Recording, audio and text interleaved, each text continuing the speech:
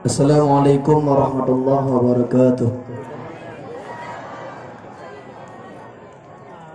Alhamdulillah rabbil alamin wa bihi nasta'in ala umuri dunya waddin. Wassalatu wassalamu ala sayyidina Muhammad wa ala alihi wa sahbihi ajma'in. Rabbi syrah li sadri wa yassir li amri wa hlul 'uqdatam min lisani yafqahu qawli bi rahmatika ya arhamar rahimin. Rabbana zidna ilman nafi'an wa fahman warhikna bis salihin. Amma ba'du, faqala Allah ta'ala fil Qur'anil Karim, na'udzu billahi minasy syaithanir rajim, bismillahir rahmanir rahim. Fas'alu ahla dzikri in kuntum la ta'lamun. Wa qala fi ayatin ukhra, wa ma arsalnaka illa rahmatan lil alamin. Wa qala Rasulullah sallallahu alaihi wasallam fil hadis, man ahabbani kana ma'i fil jannah. Sadaqallahul aliyyul azim wa sadaqa rasuluhul habibun nabiyul karim wa nahnu ala dzalika minasyahidin wa syakirin walhamdulillahi rabbil alamin. Tidak kalah yang pertama, sama-sama kita memuja dan memuji Allah yang telah memberikan kesempatan serta kesehatan pada malam yang mulia ini, sehingga kita semuanya dapat kembali berkumpul bersama-sama di tempat yang kita cintai ini, tempat kita senangi ini, dengan tujuan dan maksud kita semuanya hanya untuk mencari ridha Allah, dengan mengadakan serangkaian acara dalam rangka memuliakan bulan lahir baginda Nabi besar Muhammad sallallahu alaihi wasallam, yang mana dengan kelahiran beliau telah membawa rahmat untuk seluruh alam semesta. Salawat dan salam untuk baginda Nabi besar Muhammad sallallahu alaihi wasallam, juga untuk keluarganya, juga untuk para sahabatnya sekalian dalam membantu beliau dalam membawa agama Islam yang mulia. Doa kita bersama untuk para alim ulama, ulama salaf, ulama khalaf, ulama mutaqaddimin, mutaakhirin yang muktabar keduanya di sisi Allah Subhanahu wa ta'ala. Selanjutnya yang sama-sama kita muliakan kepada Al-Mukarram wal Muhtaram Ad-Da'i ilallah, Tuan Guru kita bersama Al-Habib yang telah berhadir di tempat kita yang mulia ini. Beliau bernama Habib Muhammad Al-Bahar. Beliau adalah Ketua Majelis Dakwatul Muhammad di Jawa Timur. Mudah-mudahan dengan kehadiran beliau di tempat kita, dengan sebab beliau menapakkan kaki di tempat kita, Allah menurunkan keberkahan yang tak terhingga nilainya di tempat kita semua. Selanjutnya kami muliakan kepada rombongan yang telah ikut bersama-sama hadir beserta Habib pada malam berbahagia ini. Juga yang kami muliakan kepada semua tuan-tuan guru yang telah berhadir, kepada para ustadz, para tengku, juga kepada seluruh jamaah, baik bapak-bapak dan ibu-ibu, santriwan-santriwati yang telah berhadir pada malam yang berbahagia ini. Mungkin saya tidak lagi memperpanjangkan muqaddimah. Kami meminta kepada Ustadz Muhammad mungkin bisa jelaskan sedikit tentang Habib, tentang nama beliau dan tentang keberadaan beliau di sana. Kepada Ustadz Muhammad, silakan dengan segala hormat.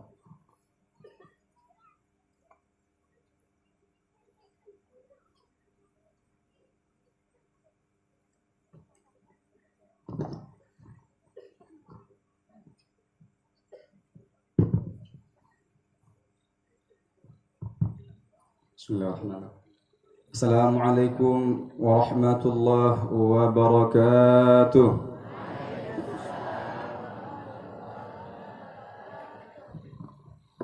Alhamdulillah rabbil alamin wa bihi nasta'in ala umuri dunya waddin. Wa sallallahu ala sayyidina Muhammadin khatimin nabiyyin wa ala alihi wa sahbihi ajma'in, amma ba'd. Alhamdulillah, hadirin wal hadirah yang dimuliakan oleh Allah Subhanahu wa taala. Bersyukur kita kepada Allah Subhanahu wa taala yang mana Allah Subhanahu wa taala telah mengumpulkan kita di tempat yang mulia ini. Alhamdulillah, Allah Subhanahu wa taala masih memberikan rezeki kepada kita. Allah Subhanahu wa taala masih memberikan kesempatan kepada kita untuk kita bisa hadir di tempat yang sangat mulia ini. Mulia tempat ini yang pertama karena selalu disebut nama Allah Subhanahu wa taala, dan yang kedua karena disebut nama kekasihnya Allah Subhanahu wa taala, yaitu Rasulullah sallallahu alaihi wasallam.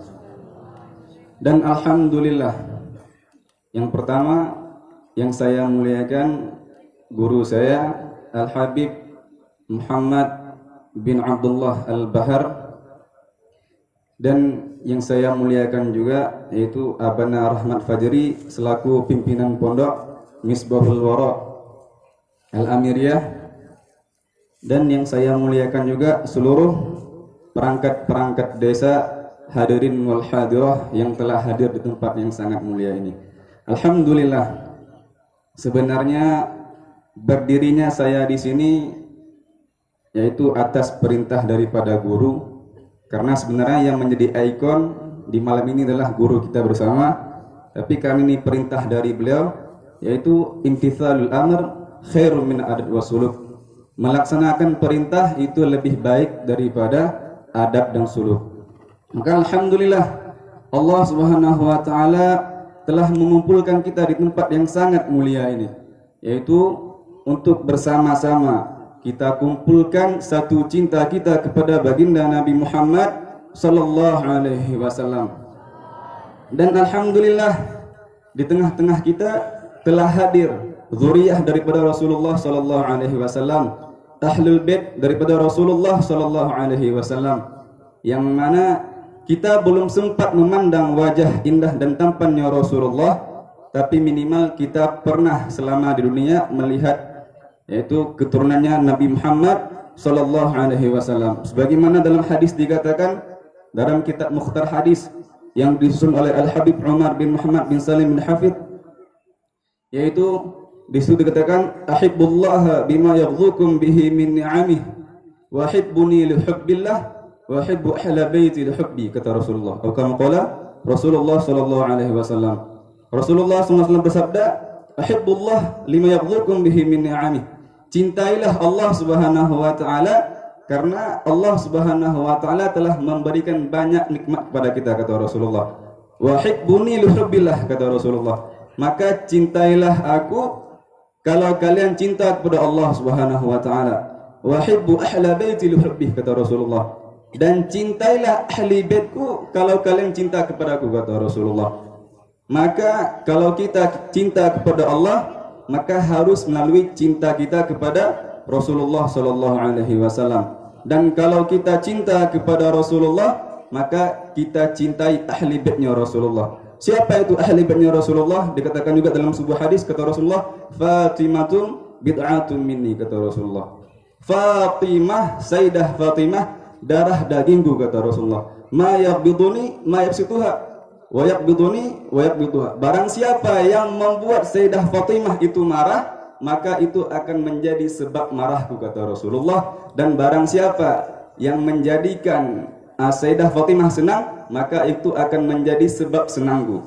Yaitu siapa? Yaitu keturunan daripada Sayyidah Fatimah radhiyallahu anha. Nah, siapa keturunan beliau? Yaitu sekarang telah hadir di tengah-tengah kita, telah hadir di hadapan kita. Bagaimana cara kita bisa ta'zim? Maka kita belajar untuk ta'zim kepada zuriyahnya Fatimah, Sayyidah Fatimah radhiyallahu anha. Maka kita doakan guru kita bersama, semoga dakwahnya Allah lancarkan, rezekinya Allah lancarkan, Allah beri kesehatan kepada keluarga yang telah beliau tinggalkan. Beliau insyaallah lama berdakwah, ya insyaallah di Aceh lebih kurang 7 hari, dilanjut lagi ke Aceh Tenggara. Dan itu tidak langsung pulang beliau ke daerah Jombang. Setelah beliau dari Aceh Tenggara, beliau ada lagi terima dakwah di daerah Madura. Di daerah Madura. Jadi selama bulan Maulid insyaallah beliau full berdakwah. Sedangkan beliau mempunyai keluarga, tapi beliau rela jauh-jauh datang ke sini untuk berdakwah. Maka ini kesempatan emas bagi kita yang telah hadir, baik dari santri-santriwan ataupun orang kampung sekitar. Maka kita ambil ilmu sebanyak-banyaknya daripada guru kita ikram beliau, kita muliakan, karena hakikatnya kita memuliakan beliau, tapi kita sedang memuliakan Rasulullah sallallahu alaihi wasallam. Mungkin hanya ini yang bisa saya sampaikan. Ini amanah dan perintah daripada guru. Hadza minni wal afi minkum. Assalamualaikum warahmatullahi wabarakatuh. Waalaikumsalam warahmatullahi wabarakatuh. Terima kasih Ustaz Muhammad. Selanjutnya kita persilakan kepada Habib untuk memberikan tausiah dan mau'izah yang panjang lebar ya, yang lama. Kepada Habib silakan dengan segala hormat. Assalamualaikum warahmatullahi wabarakatuh. Assalamualaikum warahmatullahi wabarakatuh.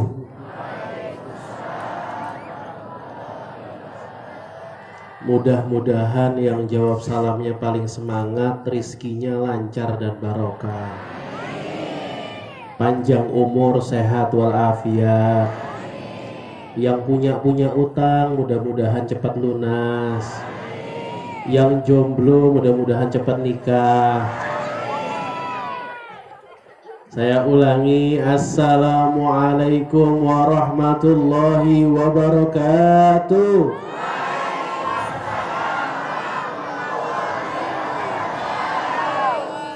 Waduh, banyak banget yang jomblo ya. Salatullah salamullah ala taha rasulillah. Salatullah salamullah ala Yasin Habibillah. Tawassalna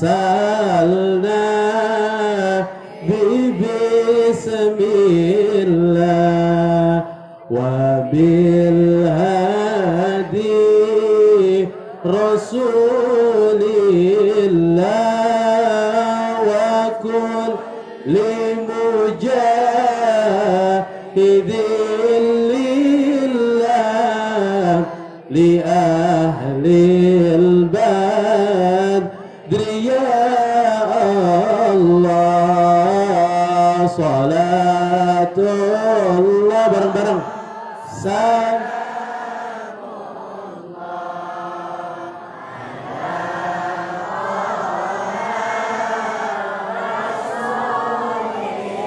La salah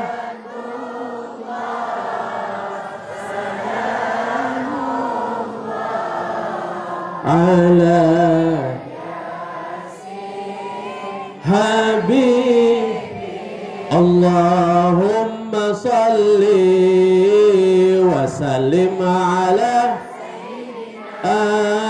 Muhammadin sahibil bushra. Salatan tubashshiruna wa ahlana wa auladana wa jami' mashayikhina wa muallimina wa talabatana wa talibatina min yawmina hadha ila yaumil akhirah. Allah Allahumma salli wa sallim ala sayyidina Muhammadin bushra salatan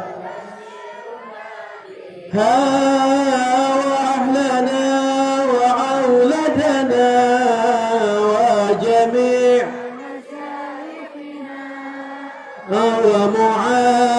ومعلمينا وطلبتنا من يومنا هذا إلى آخر. الله الكافي ربنا قصدنا وجدنا لكل كفنا ونعم الحمد لله. صلاة الله سلام على طه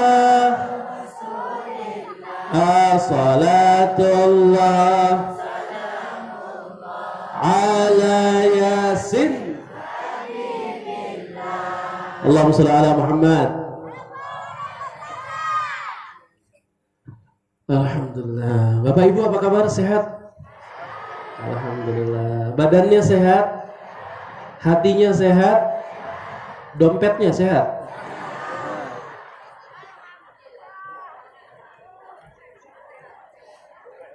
Mudah-mudahan pulang dari majelis rizkinya lancar dan barokah. Bapak Ibu mau nggak punya rumah mewah? Mobil bagus?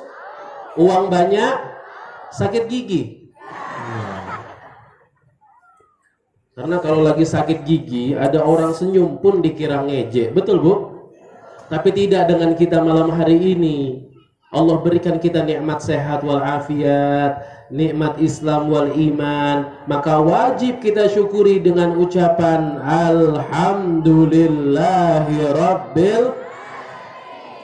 Tapi syukur kita tidak sempurna kalau kita tidak menyebut namanya. Maka mari kita sebut nama beliau, mari kita puji nama beliau dengan ucapan Allahumma salli ala Sayyidina Muhammad wa ala ali. Buah rambutan itu Bu, ada yang 1 kilo 30.000, ada yang sekilo 15.000, beda-beda.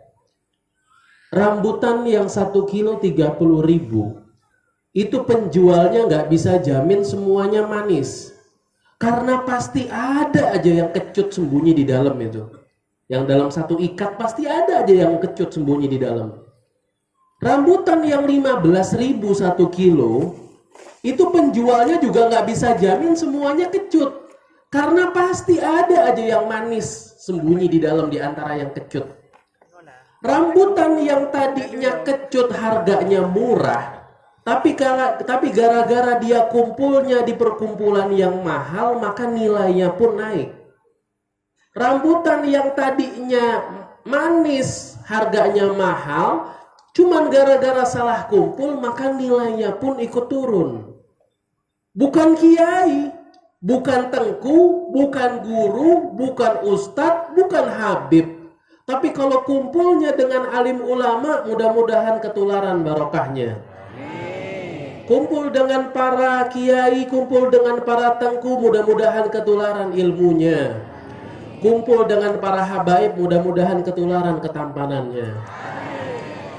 Kata ibu-ibu pede banget tapi bercanda. Di dalam Al-Quran itu Bu, ada satu surat namanya surat Al-Kahfi. Surat apa? Dalam surat Al-Kahfi itu Bu menceritakan tentang 7 Ashabul Kahfi yang tertidur selama 300 tahun. Ashabul Kahfi. Nah, di antara 7 Ashabul Kahfi ada satu hewan yang jenisnya anjing. Kalau orang sini bahasa sininya anjing itu apa? Apa? Astagfirullahaladzim. Kenapa ini satu Habibnya dikata-katain? Waduh. Malah semangat banget lagi tadi ngatainnya. Jadi ada satu hewan yang jenisnya anjing. Nah, anjingnya Ashabul Kahfi ini Bu adalah satu-satunya anjing yang bisa masuk ke dalam surga Allah. Loh, pertanyaannya kenapa kok anjing bisa masuk surga? Ternyata hadirin jawabannya, karena anjing tersebut hidup di zaman yang penuh fitnah, tapi kumpulnya di dalam perkumpulan yang baik. Hewan ngumpul di perkumpulan yang baik bisa masuk surga. Maka bagaimana agaknya dengan manusia? Maka kita berharap mudah-mudahan sebagaimana kita berkumpul pada malam hari ini, Allah kumpulkan lagi kelak kita semua di dalam surga Allah Subhanahu wa taala bersama Nabi besar Muhammad sallallahu alaihi wasallam. Amin ya rabbal. Karena hakikatnya hidup itu hadirin adalah senantiasa melakukan perbaikan agar mendapatkan kebaikan guna menjadi hamba Allah yang terbaik. Caranya adalah dengan senantiasa istiqomah hadir di dalam majelis ilmu. Saya itu mungkin berapa hari yang lalu, saya itu ditelepon sama seorang pemuda di Jawa Timur. Assalamualaikum Habib. Waalaikumsalam. Bib, Saya anaknya Ibu Rohimah yang tinggal di Jombang, Jawa Timur. Jadi saya punya murid, ibu-ibu. Murid ini, ibu ini kemanapun saya acara selalu hadir. Kemanapun saya undangan selama memungkinkan insya Allah selalu datang. Suatu hari saya ada acara di salah satu kota di Jawa Timur. Ini ibu sama anaknya pengen datang ke majelis saya. Niatnya bagus, pengen datang ke majelis ilmu. Cuman di tengah perjalanan, ibu ini keserempet mobil, akhirnya motornya jatuh. Yang punya mobil langsung turun dari mobilnya, minta maaf, maafin saya Bu Haji. Tadi saya nggak ngelihat sampean, tadi saya nggak ngelihat ibu di pinggir jalan. Tolong jangan laporin saya ke polisi Bu Haji. Lalu kata ibu ini, kata Ibu Rohimah ini, jangan khawatir Pak, saya nggak kenapa-napa. Tapi saya minta tolong jangan panggil saya Bu Haji, karena saya belum pernah haji. Umroh aja nggak pernah Pak, apalagi haji. Akhirnya hadirin, barokahnya ini ibu pengen hadir ke dalam majelis taklim. Akhirnya si penabrak ini hatinya terketuk. Si ibu diberangkatkan umroh tahun ini. Alhamdulillah. Makanya ibu-ibu yang belum pada haji atau umroh jangan khawatir. Itu jalan raya kan luas tuh Bu. Nah, luas kan? Nah, mulai sekarang kalau nyebrang gak usah tengok kanan kiri deh. Haji enggak mati ya. Kata Nabi Muhammad, orang-orang yang hadir ke majelis ilmu, orang-orang yang hadir ke majelis taklim, ngantuk nggak ngantuk, ngerti nggak ngerti, faham nggak faham, tetap mendapatkan pahala 1000 rakaat sholat sunnah. Jangan amin dulu, ada lanjutannya ini. Ngerti nggak ngerti, ngantuk nggak ngantuk. Sepanjang perjalanan saya dakwah, saya nggak pernah marah kalau ada orang tidur pas saya lagi ceramah. Karena orang tidur itu kan menandakan hatinya tenang. Nah kalau orang saya lagi ceramah dia tidur, tandanya hatinya tenang. Loh, orang kota itu Pak, Bu, orang di luar sana itu kalau minum olom-olom mau tidur, itu orang-orang luar negeri itu kalau mau tidur kadang-kadang minum obat sampai puluhan juta, sampai juta-jutaan rupiah biar mereka bisa tidur. Orang-orang luar negeri. Orang kita kalau mau tidur nggak perlu capek-capek. Dengerin khotib Jumat ngomong innal hamdalillah langsung tidur. Kan kebiasaannya begitu. Tapi ngantuk nggak ngantuk, tetap mendapatkan pahala 1000 rakaat sholat sunnah. Ngerti nggak ngerti, faham nggak faham. Saya pernah ceramah 1,5 jam di salah satu kota di Bondowoso, Jawa Timur. Saya ceramah 1,5 jam, turun dari panggung panitianya ngomong, Bib minta maaf, dari tadi jamaah nggak ada yang ngerti bahasa Indonesia, ngertinya bahasa Madura. Waduh, 1,5 jam ya saya ceramah. Pantesan saya cerita lucu nggak ada yang ketawa, saya cerita sedih nggak ada yang nangis. Ngantuk nggak ngantuk, ngerti nggak ngerti, tapi tetap mendapatkan pahala 1000 rakaat sholat sunnah. Alhamdulillah. 1000 rakaat sholat sunnah hadirin, ya Allah, kita nih kadang-kadang sholat sunnah taraweh loh 23 rakaat, 10 rakaat udah pada kabur. Ini 23, ini 1000 rakaat kita dapatkan pahalanya apabila kita hadir ke majelis ilmu. Maka kita berharap mudah-mudahan perkumpulan kita pada malam hari ini membuahkan surga Allah Subhanahu wa taala dan menjadikan kita semua mati dalam keadaan husnul khatimah. Amin ya rabbal.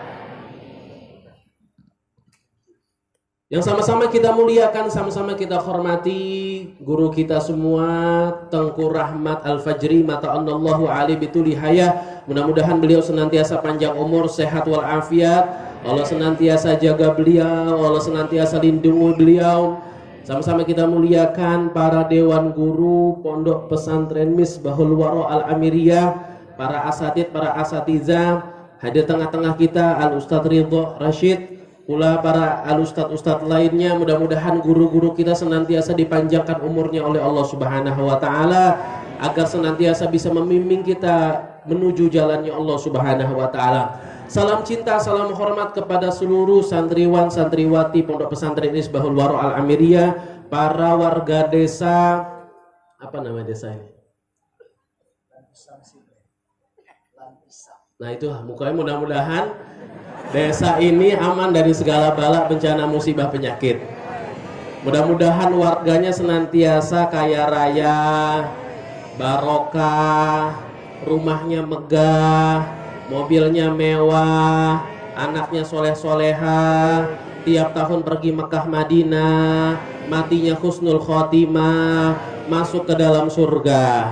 Amin ya rabbal. Allahumma salli ala sayyidina Muhammad wa ashghil zalimin. Allahumma salli Muhammad wa ashghil zalimin wa akhrijna min bainihim salimin ya Allah wa ala alihi wa sahbihi ajma'in. Allahumma shalli ala Muhammad. Pondok pesantren Misbahul Wara Al-Ameriyah ini hadirin sejatinya adalah pabrik mesin pahala jariah bagi siapapun yang punya andil di dalam mendirikan, memakmurkan pondok pesantren ini, memakmurkan majelis ini, memakmurkan dayah ini. Semua orang-orang yang menghidupkan syariat Allah adalah orang-orang yang insya Allah selamat dunia dan akhirat. Andil di dalam syariat Allah itu nggak harus selamanya berupa uang. Kadang contoh misalkan dalam majelis seperti ini hadirnya Bapak Ibu duduk di majelis ini aja itu sebetulnya sudah donatur terbaik. Karena dengan hadirnya Ibu ke sini itu menguntungkan penceramah. Coba kalau Ibu nggak hadir ke sini, saya mau ceramahin apa? Tembok. Saling menguntungkan. Saya diuntungkan sama Ibu, Ibu diuntungkan sama saya. Nah, siapapun yang punya andil di dalam berdirinya syariat Allah, berdirinya syariat Islam, nantinya dia pun kalau sudah meninggal, meninggalnya dalam keadaan husnul khatimah dan namanya akan terus harum, terus dikenang sampai akhir zaman. Saya kasih contoh. Dulu saya itu pernah diundang acara di salah satu kota di Malang, Jawa Timur. Itu perjalanan dari rumah saya ke lokasi acara lebih kurang 6 jam perjalanan. Karena saya kecapean, perjalanan cukup jauh, capek banget saya. Akhirnya saya ngomong ke supir ini, Pak, kita cari-cari masjid dulu aja, saya kecapean ini. Oh iya Bib, kita cari-cari masjid. Subhanallah Bu, saya menemukan satu masjid yang cukup unik. Nama masjidnya itu Masjid Al-Mujmar. Setahu saya dalam kamus besar bahasa Arab, Al-Mujmar ini nggak ada artinya. Makanya setelah sholat asar saya tanya ke takmir, Pak sampean takmir di sini? Iya Bib, saya takmir di sini. Iya Pak, saya mau tanya Al-Mujmar ini artinya apa kok dijadikan nama masjid? Oh, Al-Mujmar ini bukan bahasa Arab Bib. Nah terus apa? Al-Mujmar ini singkatan nama dari yang punya masjid. Jadi yang punya masjid itu namanya Pak Mujiono sama istrinya namanya Marni. Disingkat jadi Al-Mujmar, Mujiono, Marni. La haula. Lu Pak Mujiono ini sudah lama wafat. Ibu Marni sudah lama meninggal, tapi namanya terus hidup karena menghidupkan syariat Allah, menghidupkan tempat ibadah. Begitupun mereka yang punya andil dalam menghidupkan syariat Allah, menghidupkan masjid, menghidupkan pondok pesantren. Nanti kalau itu orang meninggal, kalau dia meninggal, namanya akan terus hidup, nggak akan hilang dari peredaran. Contoh, kita lihat ada namanya Kiai Haji Hashim Asy'ari, pendiri Nahdlatul Ulama. Kiai Haji Hashim Asy'ari itu meninggalnya sudah lama, tapi sampai sekarang berapa banyak jalan-jalan yang pakai namanya beliau.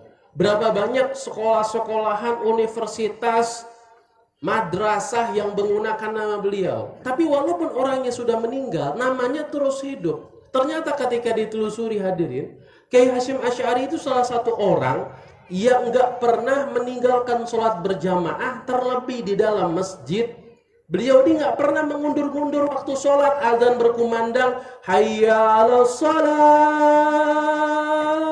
langsung ke masjid. Langsung sholat berjamaah di masjid, menghidupkan tempat ibadah, menghidupkan syariat Allah. Akhirnya ketika meninggal, namanya terus hidup, walaupun orangnya sudah meninggal. Kenapa? Karena dia tidak pernah mengundur-undur waktu sholat, nggak kayak kita. Kita nih kadang-kadang sholatnya diundur-undur, diakhir-akhirkan. Malah ada orang yang sholatnya digabung semua. Usolli fardu subhi wa zuhri wal asri wal maghribi wal isya'i oplosan lillahi ta'ala. Gak bahaya tak ini.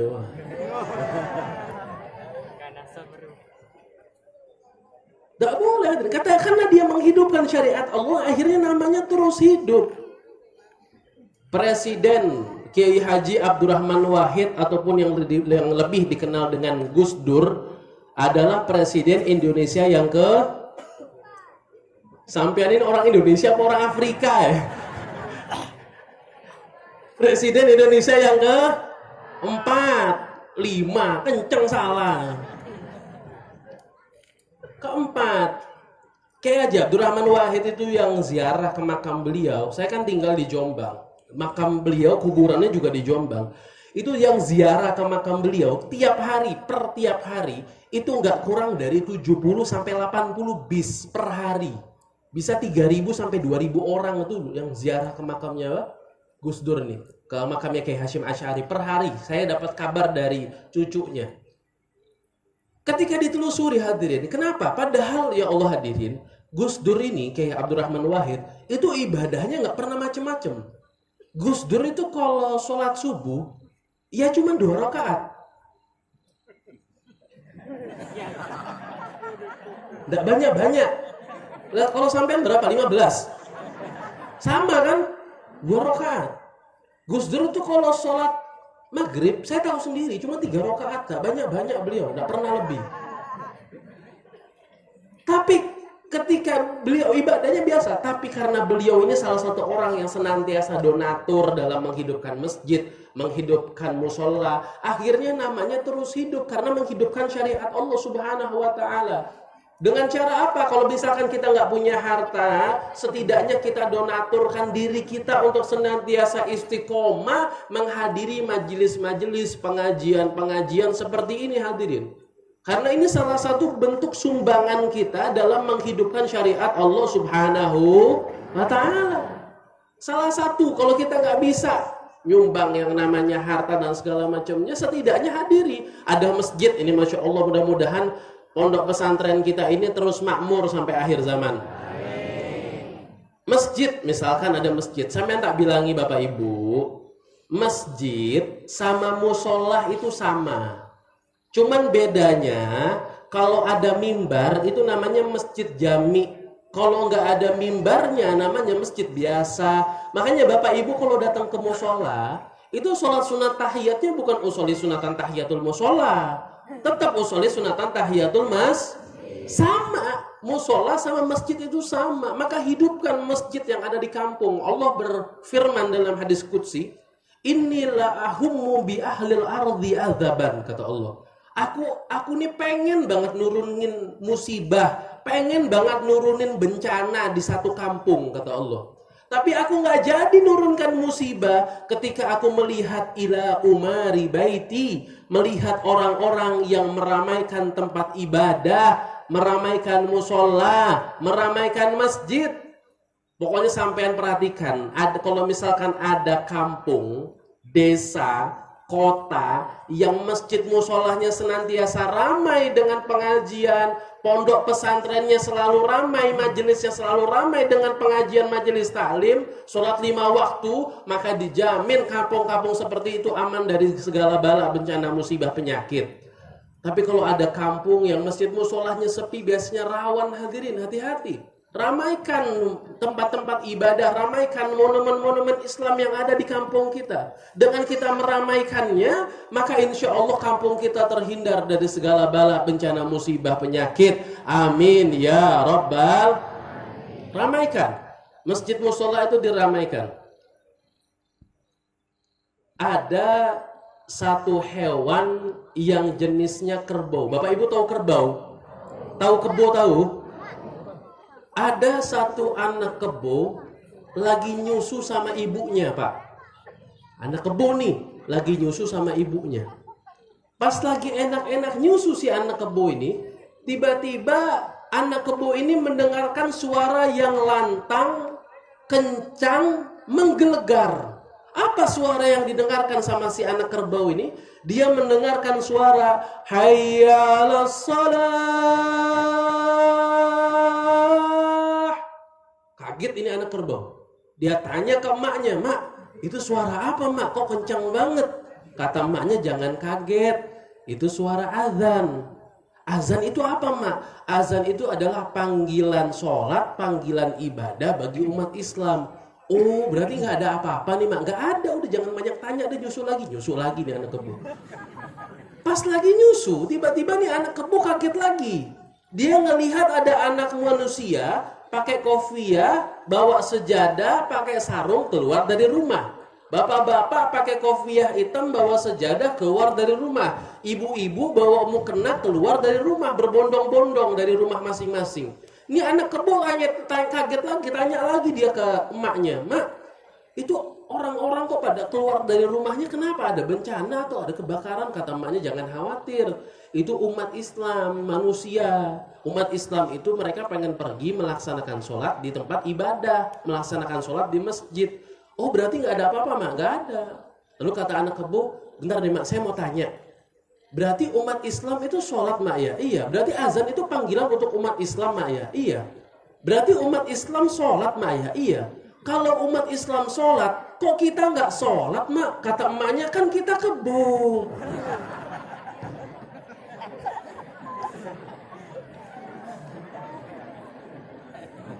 Kan kita ke para kebo yang saya muliakan, yang saya hormati.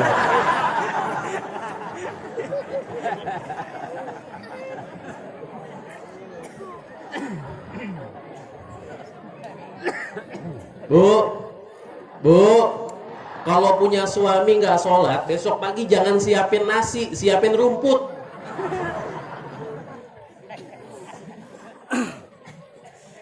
Saya mau tanya, tolong jawab yang keras. Kalau ada bapak-bapak nggak sholat namanya bapak. Kalau ada ibu-ibu nggak sholat namanya ibu. Kalau ada anak nggak sholat namanya anak. Kalau ada pemimpin nggak sholat namanya pemimpin. Kalau ada tengku nggak sholat namanya tengku. Kalau ada kiai nggak sholat namanya kiai. Kalau ada habib nggak sholat namanya habib.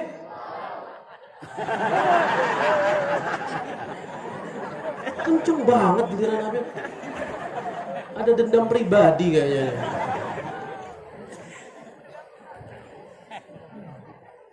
Allahumma shalli ala Muhammad. Ramaikan masjidnya, ramaikan tempat ibadah, ramaikan yang namanya pondok pesantren, ramaikan namanya majelis taklim, majelis ilmu. Dengannya, insya Allah, kalaupun nanti kita sudah meninggal, anak cucu kita, keluarga kita, sanak saudara kita, teman-teman kita, tetangga kita nggak akan melupakan kita, akan diziarahi, akan dikirimkan Fatihah. Karena kita ini semua kan akan mati, kan ada lagunya. Orang kaya, orang miskin, raja-raja, rakyat biasa, tengku, habib. Sumpah ini kayaknya ada dendam ini. Allah. Allahumma shalli ala Muhammad. Tapi insya Allah kita doakan mudah-mudahan anak-anak kita semua menjadi anak-anak yang soleh dan soleha. Anak-anak yang ahli sholat berjamaah. Amin ya Rabbal. Sallallahu ala sallallahu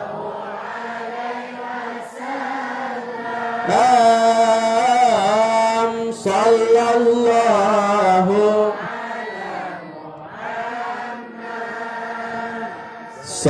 sallallahu lam ya nabi salam ya rasul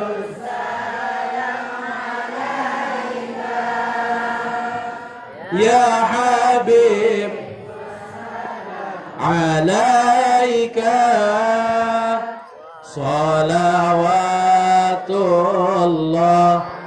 alaika tala'al badru amin sani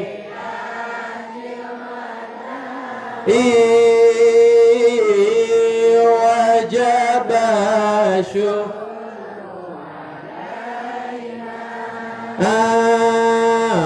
amada'al lillahi da'i. Allahumma sholli ala Muhammad.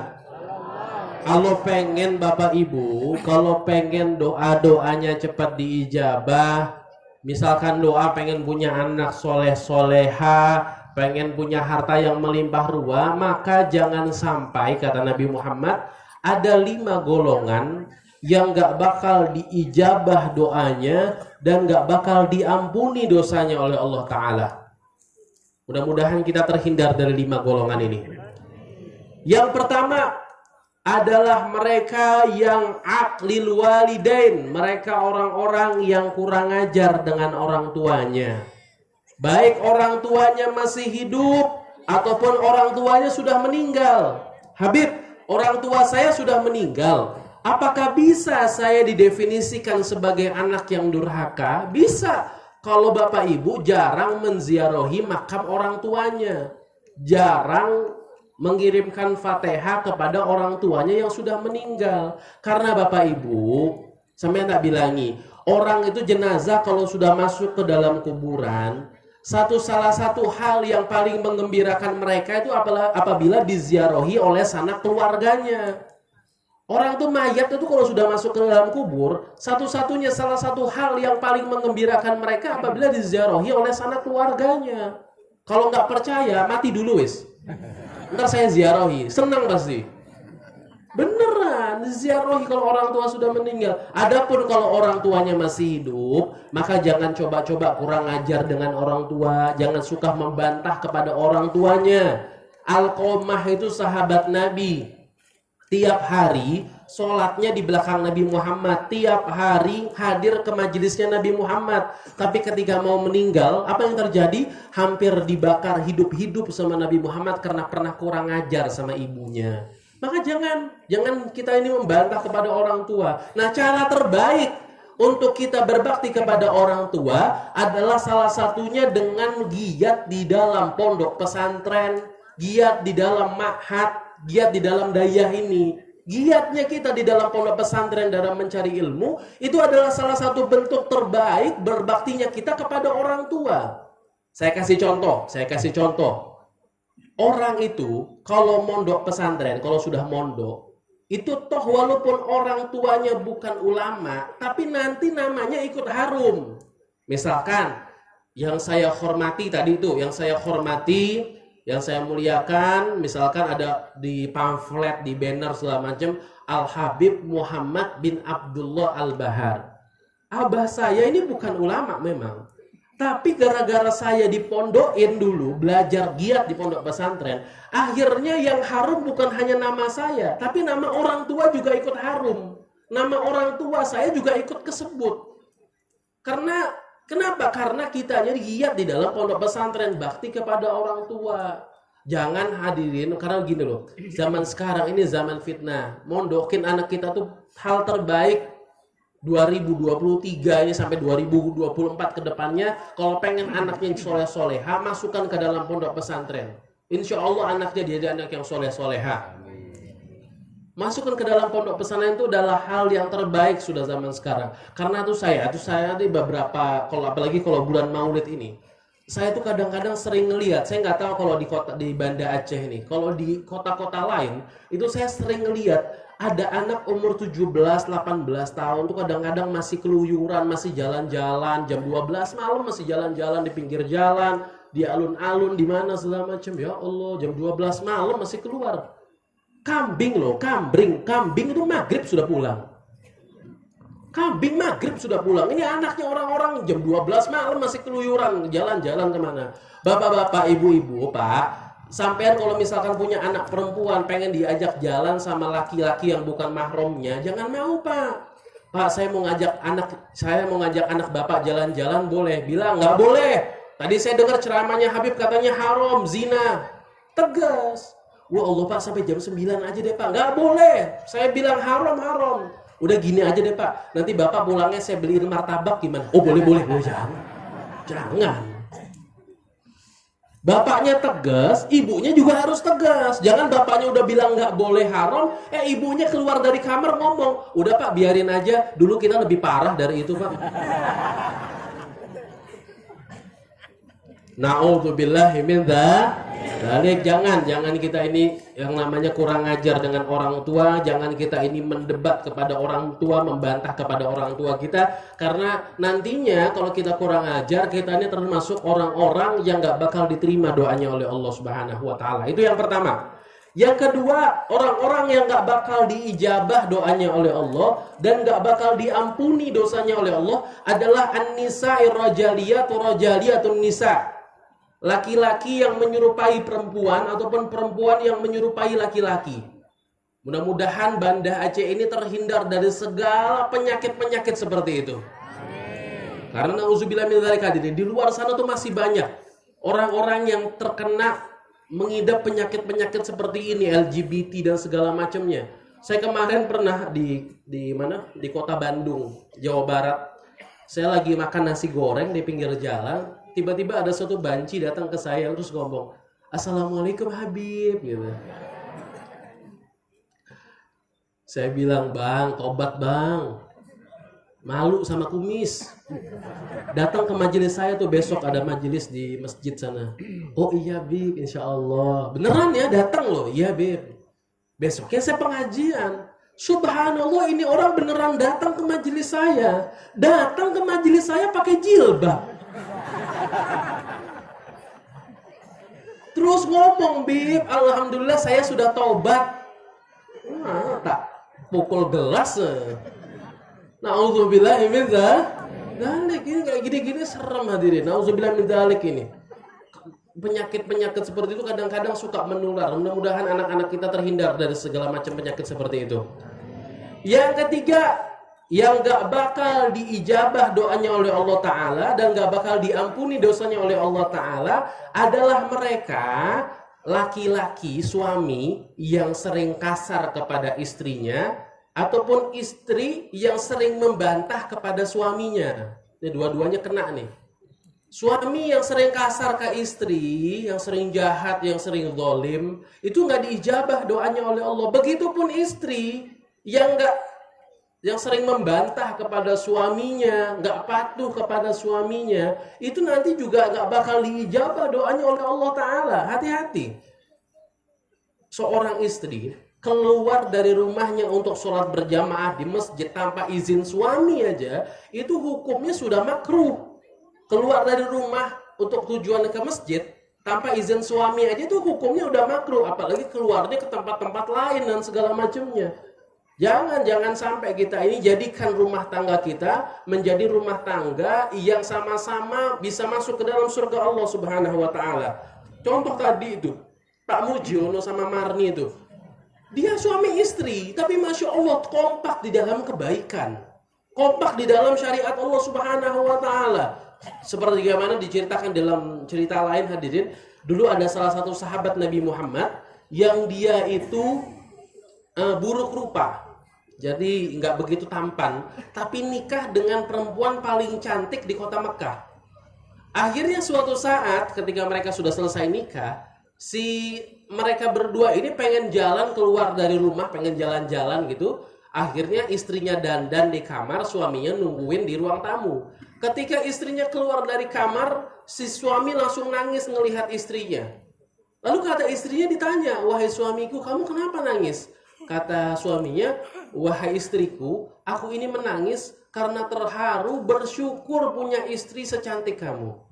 Lalu kata istrinya, "Wahai suamiku, ketahuilah, aku dan kamu pasti masuk ke dalam surga."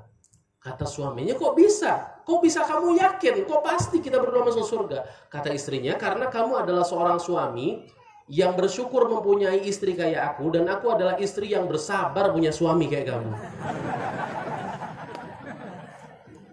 Ya setidaknya lah, tapi mereka sama-sama masuk ke dalam surga. Tapi kalau misalkan istri yang sukanya membangkang, nauzubillah min dzalik hadirin. Katanya Rasulullah, "Ayyum ra'atin matat wa zawjuha anha sakhir wa zawjuha anha radin dakhalal jannah."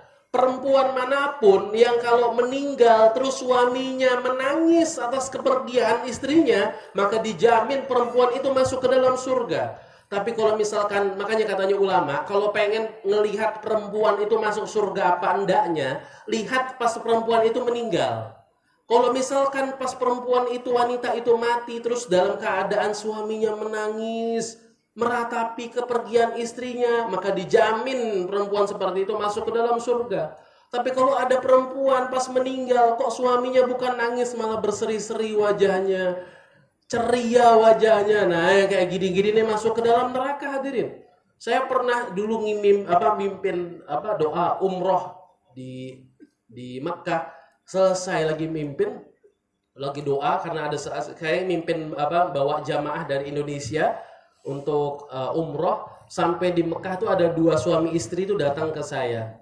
Istrinya ngomong, "Bib, doain kita berdua agar jodoh dunia dan akhirat, Bib." Saya doain, mudah-mudahan mereka berdua jodoh dunia dan akhirat ya Allah. Istrinya langsung teriak, "Amin." Suaminya ngomong, "Amin." Perasaan saya udah gak enak nih.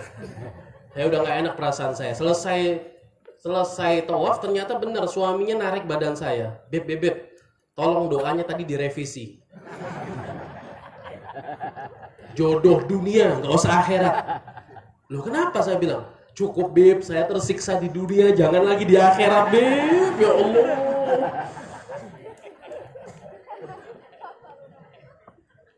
Nauzubillahi min dzalik. Yang patuh sama suami itu yang patuh. Tapi zaman sekarang Pak, kadang-kadang istri itu kalau berani sama suami malah bangga. Suamiku nggak berani macem-macem sama aku. Wah, malah tambah bangga kadang-kadang. Nah, boleh. Harus patuh kepada suaminya. Begitupun suaminya harus jangan zalim, jangan kasar kepada istrinya. Ini saya kisah nyata. Saya bukan menakut-nakuti, saya berbagi pengalaman aja. Kemarin saya tuh ada acara, 3 acara dalam satu malam. Saya pulang jam 1 pagi saya baru sampai di rumah.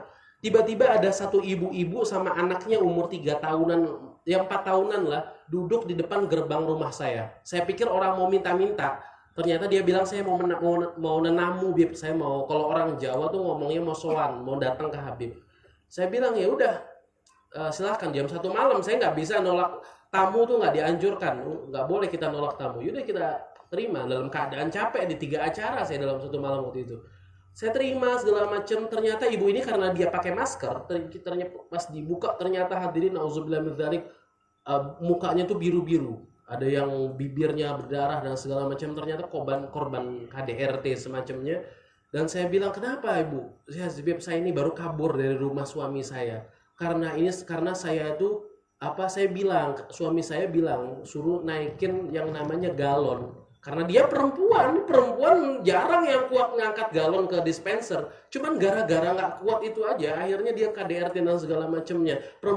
Laki-laki seperti itu tuh yang nantinya nggak bakal diijabah doanya oleh Allah dan nggak bakal diampuni dosanya oleh Allah Subhanahu Wa Taala. Dan juga nanti laki-laki seperti itu nantinya di akhirat akan disiksa oleh Allah Taala.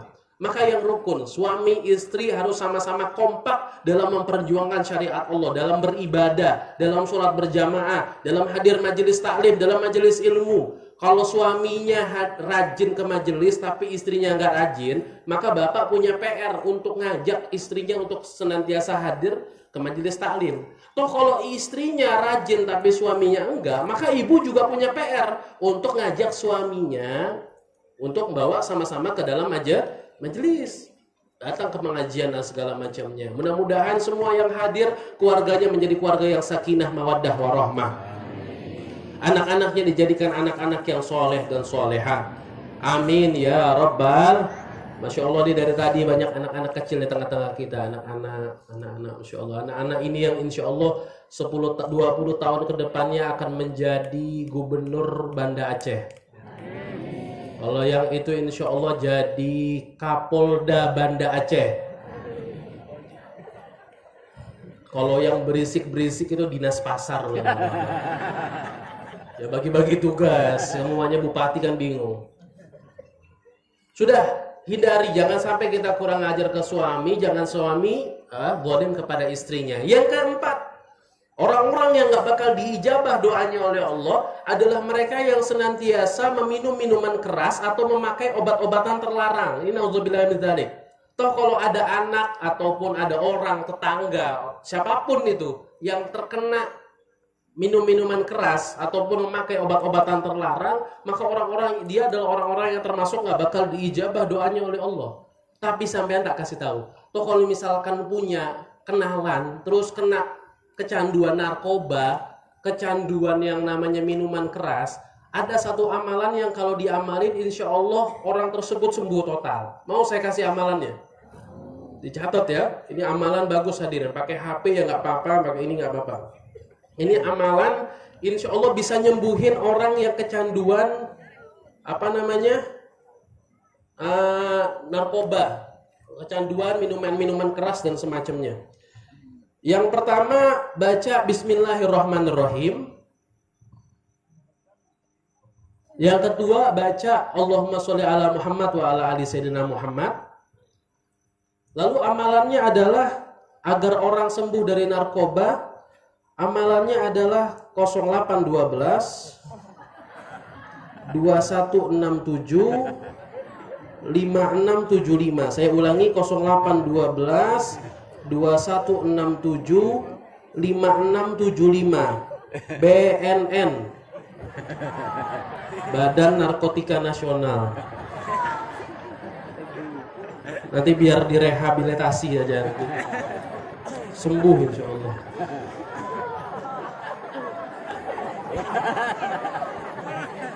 Itu nomor BNN itu. Bagus, nanti dihubungi nanti, Pak, ini saya ada orang nih kena narkoba, ntar biar dijemput, nanti biar direhabilitasi. Mudah-mudahan anak-anak kita terhindar dari segala hal-hal semacam itu. Amin ya rabbal. Yang terakhir, orang-orang yang gak bakal diijabah doanya oleh Allah dan gak bakal diampuni dosanya oleh Allah Ta'ala adalah mereka yang qadi'ur rahim, orang-orang yang sukanya memutus tali silaturahmi. Hati-hati hadirin, orang-orang yang suka memutus tali silaturahmi, maka dia dibenci, dimurkai oleh Allah Ta'ala. Bahkan dalam hadis dikatakan, kalaupun ada satu perkumpulan dan di dalam perkumpulan itu ada satu orang yang qadi'ur rahim, yang memutus tali silaturahmi, maka dijamin perkumpulan tersebut tidak akan turun rahmatnya Allah Ta'ala. Hindari sifat iri, dengki, hasad. Jangan sampai kita ini saling bermusuhan kepada sesama saudara, tetangga, keluarga, teman, sahabat. Jangan. Hindari sifat iri, dengki. Ada orang ngaku Tuhan, namanya Fir'aun. Siapa? Ini Fir'aun ini ngaku Tuhan, Pak. Zaman sekarang itu ada orang ngaku polisi aja ditangkap. Ini orang ngaku Tuhan ini. Siapa namanya? Fir'aun. Fir'aun ini dia itu tinggalnya di kota Mesir. Bapak Ibu tahu Mesir? Pernah ke sana tak? Mesir itu di sebelahnya Aljazair. Mesir, Aljazair, Maroko, Mesir, Aljazair, Libya, Maroko. Jadi gini, Mesir, Aljazair, Libya, Maroko, Lampisang. Enggak. Apa namanya, Mesir ini di kota Arab, di negeri Arab sana. Jadi ada satu orang ngaku Tuhan. Nah dia ini apa namanya, suatu hari Fir'aun ini lagi duduk-duduk di kamarnya gitu, lagi tiduran di kamarnya. Pas lagi enak-enak tidur, tiba-tiba kamarnya Fir'aun ini, pintu kamarnya Fir'aun ada yang ngetok. Tok tok tok. Lalu katanya Fir'aun ditanya, "Man fil bab?" Siapa di pintu? Lalu katanya yang ngetok nih, "Iza kana rabbal arbab fa ya'rif man fil bab." Kalau kamu ngaku Tuhan, harusnya kamu tahu dong siapa yang ngetok, katanya yang ngetok ini. Ternyata katanya Fir'aun, "Oh, saya tahu nih yang ngetok siapa." Ternyata yang ngetok iblis. Akhirnya disuruh masuk, akhirnya duduk tuh berdua tuh ngopi sama rokokan ini. Iblis sama Fir'aun nih duduk tuh ngobrolin pilpres, ngobrolin Piala Dunia kemarin, dan segala macam. Messi pindah ke Miami segala macam tuh diobrolin semuanya lah. Kylian Mbappe sekarang di Prancis gimana. Akhirnya ngobrol-ngobrol. Iya, ngobrol-ngobrol berdua tentang kasusnya Lesti Kejora, kasusnya ini segala macam ngobrol. Akhirnya pas lagi tengah-tengah ngobrol, Firaun ini celetuk ngomong, nanya ke iblis. "Iblis, saya mau tanya," katanya Firaun. Kan ibarat orang, Iblis ya, ibarat orang ini kan kita berdua ini kan paling bajingannya orang lah ya, kita berdua nih. Yang satu Firaun, yang satu iblis. Kira-kira Iblis, ada nggak ya orang yang lebih parah dari kita berdua? Katanya iblis, ya nggak ada. Orang paling gila ya kita berdua ini, sudah paling parahnya orang, paling bajingannya orang kita berdua. Oh iya, iya nggak ada. Oh ada katanya iblis. Loh, katanya nggak ada. Siapa? Jadi saya punya murid di Lampisang katanya. Muridnya saya ini patuh banget sama saya. Saya suruh zina, sami'na wa ata'na. Saya suruh judi, siap berangkat. Saya suruh mencuri, siap laksanakan. Selalu patuh sama saya. Nah suatu hari, murid saya ini, saya tanyain, "Mas, kamu nih kok patuh banget sama saya? Ini mumpung saya lagi baik nih," katanya iblis. "Semua permintaan kamu saya kabulkan," katanya iblis. "Apa permintaan kamu? Semuanya saya kabulkan." Lalu katanya ini orang, "Oh iblis, kebetulan. Apa? Saya ini punya tetangga. Tetangga saya ini baru beli sapi. Sapinya bagus, putih, bersih, gemuk. Saya nggak seneng ngeliatin tetangga saya beli sapi. Saya minta tolong sampean bunuh sapinya tetangga saya." Lalu katanya iblis, "Jangan gitu Mas, mendingan kamu saya beliin sapi yang lebih bagus, lebih putih, lebih bersih, lebih gemuk, gimana?" Katanya ini orang, "Nggak mau iblis, pokoknya saya pengen kamu bunuh sapinya tetangga saya." Lalu katanya iblis, "Waduh, kamu ini lebih parah dari saya ya ternyata ya." Jadi kalau ada orang yang punya sifat iri dengki, itu lebih parah dari Firaun dan iblis. Jangan punya sifat iri dengki, jalin kerukunan.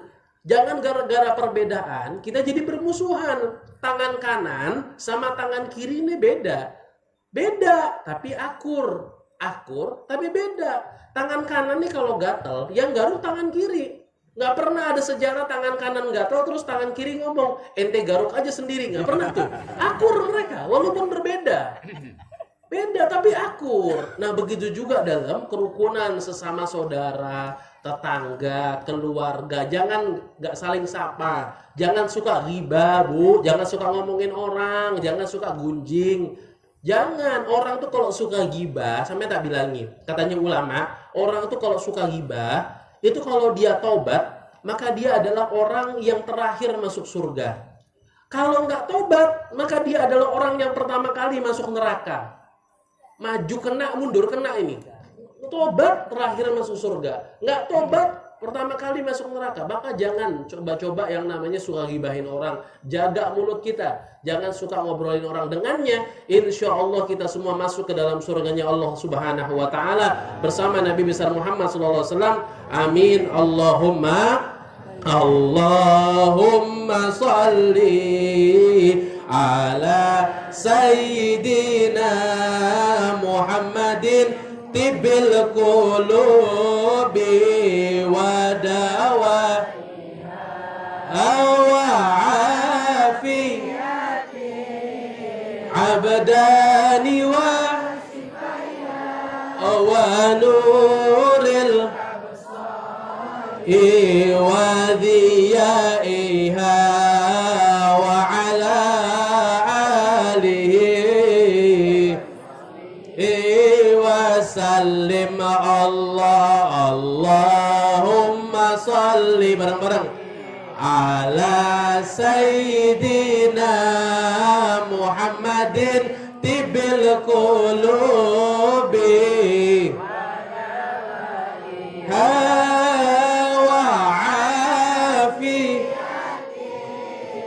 abdani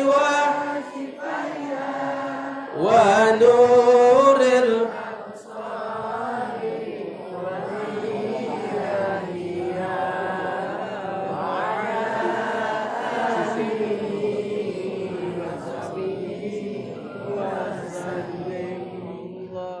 Allahumma shalli ala Muhammad. Satu kali kita bersolawat sama Nabi itu diganjar sama Allah Subhanahu wa taala. Kata Nabi Muhammad, "Man shalla alayya sholatan wahidah qadallahu alaihi mi'ata hajah." Barang siapa yang bersolawat kepadaku sekali aja, maka kata Nabi Muhammad, Allah berikan kepadanya dikabulkan 100 doanya. Satu kali kita sholawat sama Nabi diganjar dengan terkabulnya 100 doa. Ini ganjarannya ganjaran dari Allah, bukan ganjar Pranowo ini. Ganjaran dari Allah. Satu kali kita sholawat dikabulkan 100 hajat. Sab'una min hajatil akhirah, 70 hajat akhirat, wa salasuna min hajati dunia, dan 30 hajat dunia. Hadirin, Nabi Muhammad ini adalah seorang yang katanya Imam Busiri, fahuwa wa intamma ma'nahu wa suratuhu summa astafahu habiban bari'un nasami. Bapak Ibu, Nabi Muhammad ini adalah Nabi yang sempurna akhlaknya dan indah fisiknya. Nabi Muhammad adalah Nabi yang akhlaknya paling sempurna. Bahkan saking sempurnanya akhlak Nabi Muhammad, sampai-sampai Allah dalam Al-Quran berfirman, wa innaka la'ala khuluqil azim. Sesungguhnya engkau wahai Nabi Muhammad adalah Nabi yang akhlaknya paling mulia. Nabi Muhammad adalah Nabi yang paling indah juga fisiknya. Nabi Muhammad adalah Nabi yang paling tampan. Nabi Muhammad adalah Nabi yang paling ganteng, yang paling rupawan. Kalau Bapak Ibu misal juga masih nggak percaya juga bahwasanya Nabi Muhammad yang paling tampan, saya kasih gampangannya dah. Saya kasih gampangannya. Orang cucunya aja lo kayak gini, Bu. Jangan protes, bercanda ini menurut ibunya. Wow, Habib pede banget dari tadi tuh Habib ya. Nabi Muhammad itu Nabi yang paling tampan. Bahkan Sayyidina Ali bin Abi Thalib mengatakan, man ra'ahu badihatan habba wa man khalatahu ma'rifatan ahabba. Barang siapa yang melihat Nabi Muhammad sekali aja, maka akan gentar jiwanya karena ketampanan dan kewibawaan Nabi besar Muhammad. Dan barang siapa yang bisa duduk dengan Nabi Muhammad, maka dijamin orang tersebut tidak ada di hatinya kecintaan melebihi cintanya kepada Nabi besar Muhammad. Mudah-mudahan kita semua bisa mimpi ketemu Nabi Muhammad. Amin. Bisa duduk bareng dengan Nabi besar Muhammad. Amin. Nabi Muhammad adalah Nabi yang suaranya paling merdu. Nabi Muhammad adalah Nabi yang paling wangi. Hadirin, Nabi Muhammad itu punya sahabat perempuan namanya Ummu Sulaim. Suatu hari ketika Nabi Muhammad lagi tidur siang, tiba-tiba Nabi Muhammad ini keringetan tidur siang. Sama Ummu Sulaim ini keringatnya Nabi Muhammad ditadahin dalam satu wadah, setetes, dua tetes, terus ditadahin sama Ummu Sulaim. Lalu, tadi sebelum saya lanjutkan ceramah hadirin, tadi saya katakan orang-orang yang hadir majelis ilmu, ngantuk nggak ngantuk, ngerti nggak ngerti, tetap dapat pahala 1000 rakaat sholat sunnah. Tapi ada orang yang hadir majelis ilmu nggak dapat 1000 rakaat sholat sunnah, cuma dapat 100 rakaat sholat sunnah, cuma dapat 50 rakaat sholat sunnah, nggak dapat 1000. Siapa? Mereka yang Habibnya lagi ceramah ngomong-ngomong sendiri. Habibnya lagi ceramah main HP sendiri. Nah ini nggak dapat 1000, 100 harga mati sudah. Nggak bisa ditawar lagi. Didengarkan, mudah-mudahan menjadi Barokah, saya ribuan kilometer loh dari Jawa Timur aja semangat, sampean juga harus semangat ini. Allahumma shalli ala Muhammad. Nabi Muhammad ini keringatan, ditadahin keringatnya sama nama Ummu Sulaim. Lalu katanya Nabi Muhammad ditanya, wahai Ummu Sulaim, kenapa kamu mengumpulkan keringatku? Lalu katanya Ummu Sulaim, wahai Rasulullah, kenapa aku mengumpulkan keringatmu? Ya, karena seumur hidup aku tidak pernah mencium parfum yang lebih wangi daripada keringatmu, wahai Nabi Muhammad. Keringatnya wangi, hadirin. Ada satu orang di kota Mekah, hobinya ngomong kotor, hobinya ngomongin orang, hobinya ngomong hal-hal yang berbau dosa. Diludahin sama Nabi Muhammad, berubah nih orang. Dari suka ahli ngomong kotor, berubah jadi ahli zikir. Dari ahli ngomong kotor, berubah jadi ahli zikir. Ludahnya Nabi Muhammad. Coba ludahnya Bapak Ibu. Dari ahli zikir berubah jadi ahli ngomong kotor. Enggak. Nabi Muhammad beda, memang beda. Basyarun la kal basyar, manusia, tapi nggak seperti manusia pada umumnya.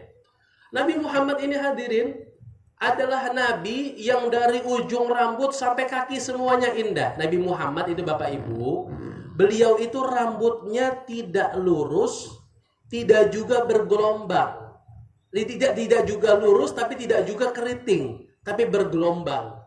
Seumur hidup Nabi Muhammad diriwayatkan, walaupun beberapa riwayat banyak yang mengatakan, tapi beberapa riwayat yang paling kuat mengatakan bahwasanya Nabi Muhammad seumur hidup cuma punya uban 3 doang ubannya Nabi Muhammad. Saya pernah hadir acara di salah satu universitas di Kota Malang, Jawa Timur. Ada salah satu dokter namanya Dr. Yuswono, dia kepala staf rumah sakit Saiful Anwar di Kota Malang. Dia ngomong, Bib, laki-laki itu biasanya kalau ubanannya di rambut biasanya faktor tekanan ekonomi. Kalau ubanannya di janggut biasanya faktor tekanan istri.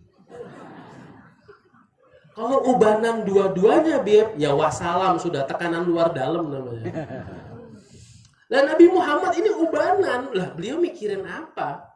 Ubanan Nabi Muhammad. Sahabat kepo, ditanya sama sahabat, wahai Nabi, kamu kok ubanan? Lalu kata Rasulullah, saya batni Hud wa ikhwatu. Aku ini ubanan karena aku pernah membaca cerita tentang kiamat di dalam surat Hud. Gara-gara aku membaca tentang kiamat dalam surat Hud, akhirnya aku ubanan. Sallallahu alaihi wasallam. Nabi besar Muhammad ini hadirin, seumur hidup beliau ini tidak pernah yang namanya nguap, tidak pernah yang namanya menguap. Seumur hidup Nabi Muhammad nggak pernah nguap. Karena orang hadirin, seganteng-gantengnya orang, secantik-cantiknya perempuan, itu kalau nguap pasti jelek. Siapapun sudah, mau artis apa Korea semuanya, kalau nguap pasti jelek. Mau Habib kayak mau siapa pasti jelek kalau nguap. Nabi Muhammad ini nggak pernah nguap, karena nggak punya kekurangan, nggak pernah ada kejelekan yang ada dalam diri Nabi. Bahkan seumur hidup Nabi Muhammad ini wajahnya nggak pernah ketempelan laler. Lalat itu nggak pernah nempel di wajah Nabi. Beda sama wajah kita. Yo lalat, kecoa, tokek, semuanya pernah nempel di wajah kita. Nabi Muhammad nggak pernah. Bahkan saking mulianya Nabi Muhammad hadirin, seumur hidup Nabi Muhammad nggak punya bayangan.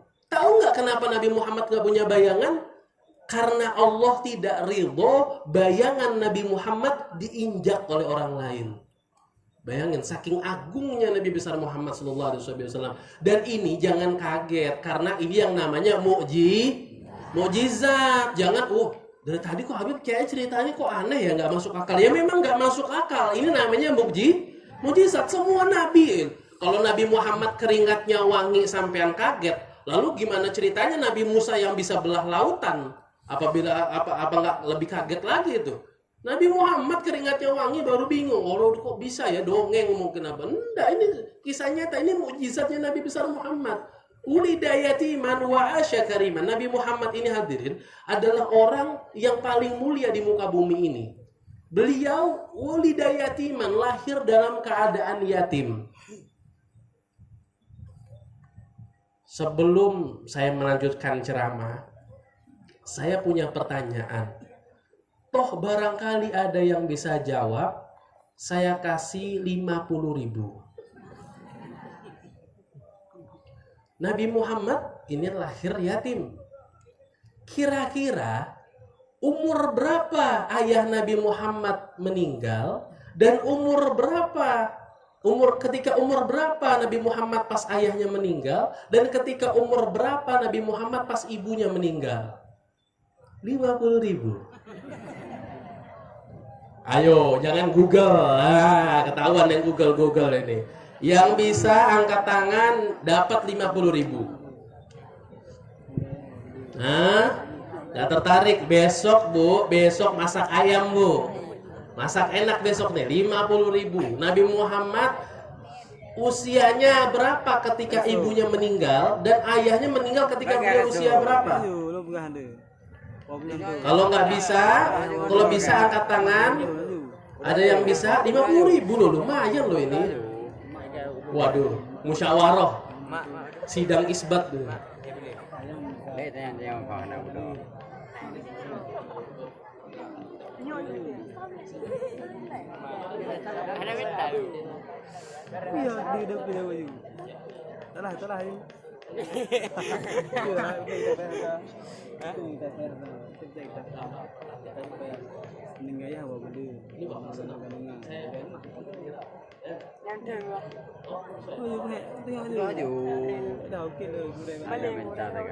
Kalau misalkan nggak bisa, saya ganti pertanyaan. Hitung sampai 5 detik.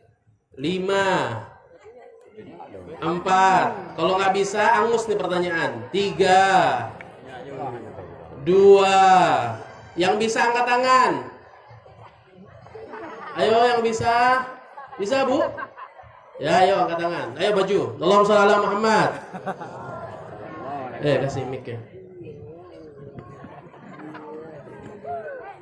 Itu megang HP ya, habis Google Bu ya?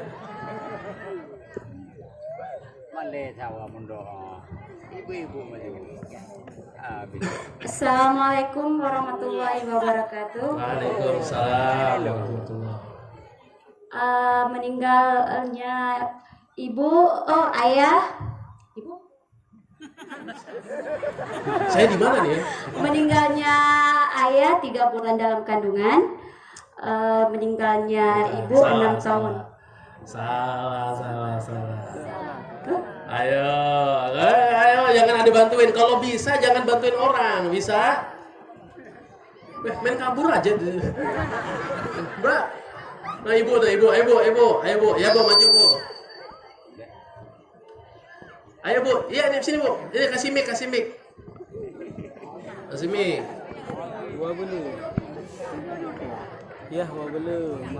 Assalamualaikum warahmatullahi wabarakatuh. Waalaikumsalam warahmatullahi wabarakatuh. Iya Bu, ada apa Bu? Ada keperluan apa nih? Meninggal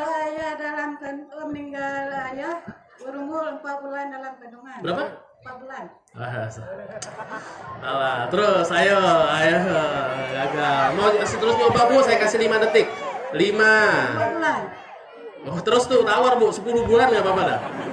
3, 2. Ibu, ayo maju. 1. Ya Bu, maju.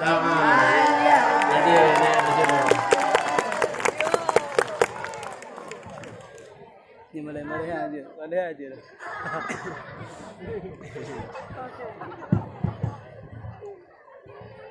Assalamualaikum warahmatullahi wabarakatuh. Waalaikumsalam warahmatullahi wabarakatuh. Umur Nabi saat ayahnya meninggal. Saat Jangan ngamuk.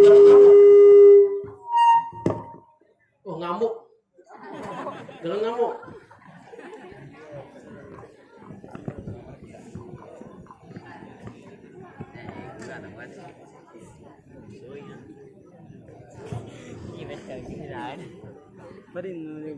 umur Nabi Ngamuk ini. Belum jawab udah marah. Umur Nabi di saat ayahnya meninggal yaitu 2 bulan dalam kandungan. Oke. Jikalau belum tepuk tangan dulu, belum. Terus 2 bulan dalam kandungan ayahnya, terus ibunya. Dan jikalau ibunya itu saat umur Nabi 6 tahun. Masya Allah, tepuk tangan. Allahumma sholli ala Muhammad. Ya, ngarepin apa? Dari panitia, salaman aja. Dari panitia, salam. Uangnya udah dikasih ke panitia tadi. Sudah saya titipkan. Amin, insya Allah jadi anak yang soleh ya, punya istri yang soleha nantinya. Amin.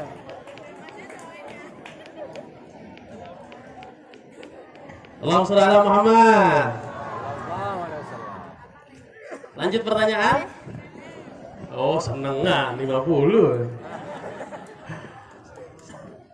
Oke hadirin, didengarkan dulu. Nanti ada pertanyaan-pertanyaan selanjutnya. Kalau misalkan bisa jawab, angkat tangan. Insya Allah barokah. Karena pengajian saya itu di mana-mana biasanya kayak gini. Udah dapat pahala, dapat barokah, dapat ketawa, dapat duit lagi. Biasa saya di mana-mana kayak gini memang.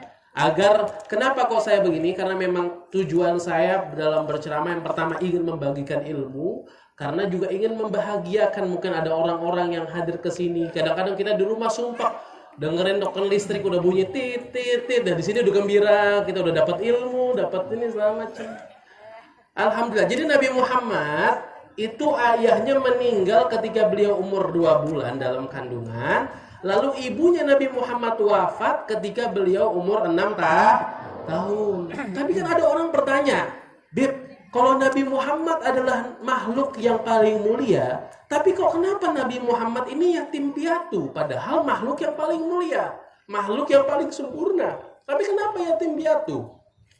Jawabannya adalah hadirin, karena kemuliaan Nabi Muhammad itu tidak pernah menempel kepada sesuatu apapun, tidak pernah menempel kepada siapapun. Saya kasih contoh. Kenapa Nabi Muhammad tidak lahir di bulan Ramadan, padahal Ramadan bulan paling mulia? Kenapa nggak lahir di bulan Ramadan? Karena Allah tidak mau Nabi Muhammad mulia karena bulan Ramadan. Tapi Allah mau bulan Rabiul Awal mulia karena Nabi Muhammad. Kenapa Nabi Muhammad tidak lahir di hari Jumat? Padahal hari Jumat adalah paling bagusnya hari. Karena Allah tidak mau Nabi Muhammad mulia karena hari Jumat. Tapi Allah mau hari Senin mulia karena Nabi Muhammad. Nah begitupun dengan yatim piatunya beliau. Jadi ayahnya Nabi itu adalah salah satu orang yang paling bijaksana di kota Mekah.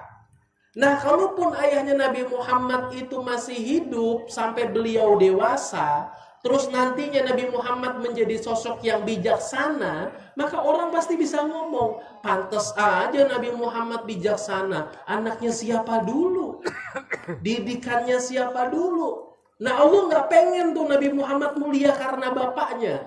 Tapi Allah pengen ayah dan ibunya Nabi Muhammad mulia karena Nabi Muhammad itu sendiri. Dan Allah pengen yang mendidik Nabi Muhammad dari balita, remaja, dewasa, sampai tua adalah Allah itu sendiri. Makanya dalam hadis Rasul mengatakan, Adabani Rabbi fa ahsana ta'dibi. Yang mendidikku adalah Allah. Dan paling bagusnya didikan adalah didikannya Allah Ta'ala. Jadi yang mendidik Nabi Muhammad itu adalah Allah itu sendiri.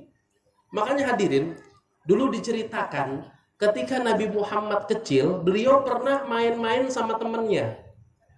Beliau pakai sarung kan, zaman dulu beliau pakai sarung.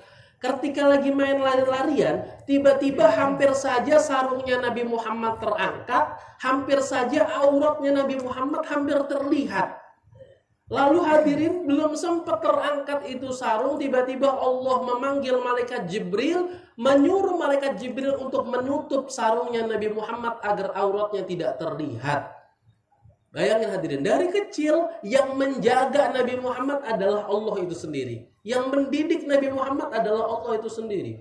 Kecilnya Nabi Muhammad mulia. Cuman pertanyaannya, kalau Nabi Muhammad kecil, emangnya Nabi Muhammad ini lahirnya tanggal berapa, bulan apa, hari apa, dan saat apa? Yang bisa jawab 50.000.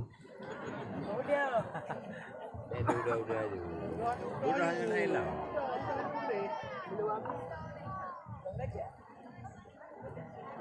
Bisa?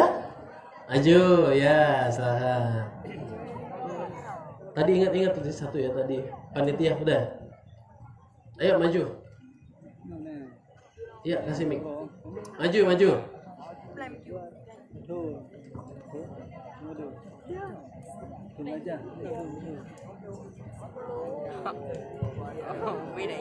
Iya, Putri ya. Sekarang. Assalamualaikum warahmatullahi wabarakatuh. Waalaikumsalam warahmatullahi wabarakatuh. Jamaah. Ayo, madep sini. Nah, madep sini. Kan Habibnya di sini. Ya. Nabi lahir tanggal 12 Rabiul Awal. Itu satu. Terus Tahun gajah. tahun gajah. Hari Senin. Tepuk tangan. Ayo minta ke panitia itu. Panitianya kasih ini. Adiknya namanya siapa?